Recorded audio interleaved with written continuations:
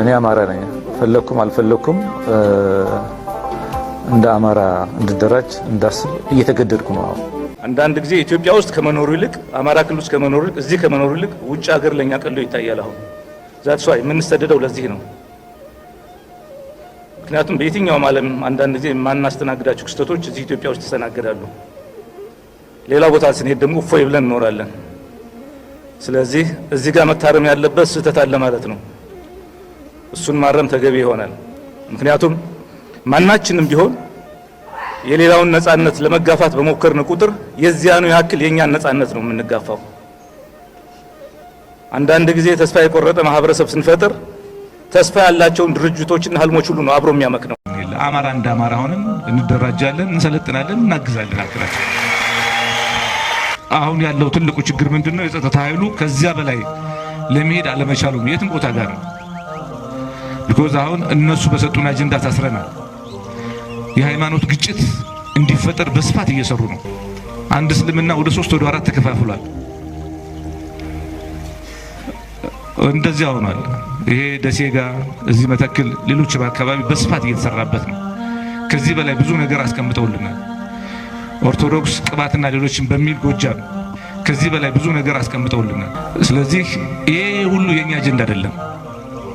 ቢኮዝ ብናስብበት ለትልቁ የህዝብ ጥያቄ ቅድሚያውን መስጠትና ለሀገር ቅድሚያ መስጠት እናስተዳድረዋለን። ስለዚህ የሃይማኖትን ስበብ መነሻ አድርገው ሌሎችንም መነሻ አድርገው እናንተ ጋር እየገቡ ያሉ ኃይሎች አሉና አባቶችም ወጣቶችም የጄኔራል አሳምነው ጽጌ የህይወት ጅማሮ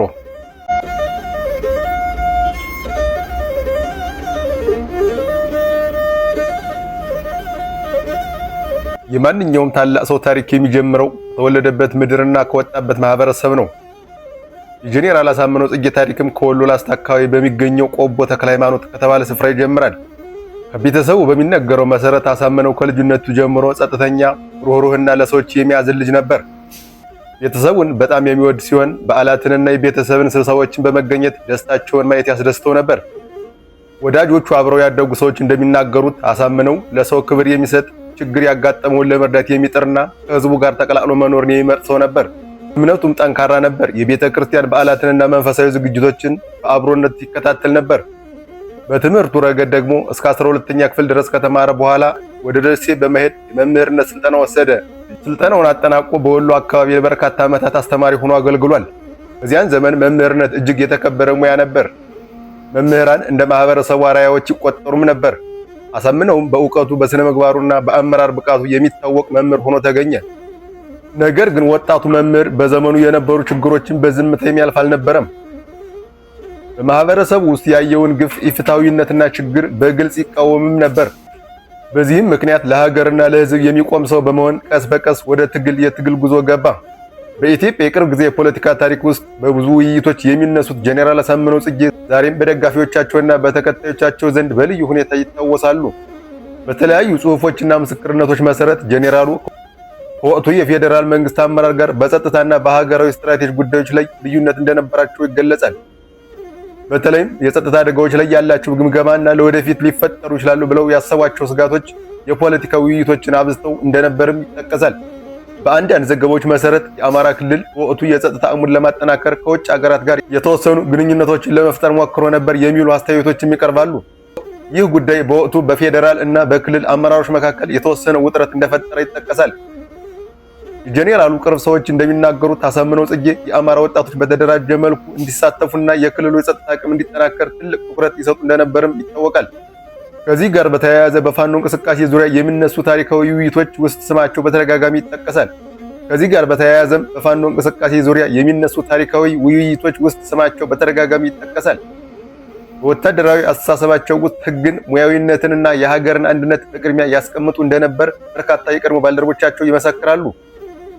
በተለይም የብሔር ፖለቲካ በወታደራዊ ተቋማት ውስጥ እንዳይገባ የሚያሳስቡ አቋሞችን ያንጸባርቁም ነበር ተብሏል።